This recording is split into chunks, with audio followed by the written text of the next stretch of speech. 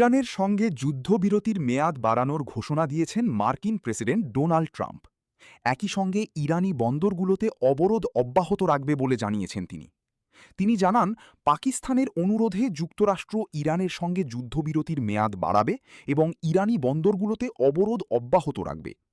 সামাজিক যোগাযোগ মাধ্যমে দেওয়া বিবৃতিতে ট্রাম্প বলেন, ইরান সরকার মারাত্মকভাবে ভেঙে পড়েছে, যা অপ্রত্যাশিত ছিল না। মার্কিন প্রেসিডেন্ট বলেন, পাকিস্তানের ফিল্ড মার্শাল আসিম মুনির এবং প্রধানমন্ত্রী শাহবাজ শরীফের অনুরোধে আমাদের কাছে ইরানের ওপর হামলা স্থগিত রাখার আবেদন জানানো হয়েছে, যাতে তাদের নেতা ও প্রতিনিধিরা একটি ঐক্যবদ্ধ প্রস্তাব নিয়ে আসতে পারেন।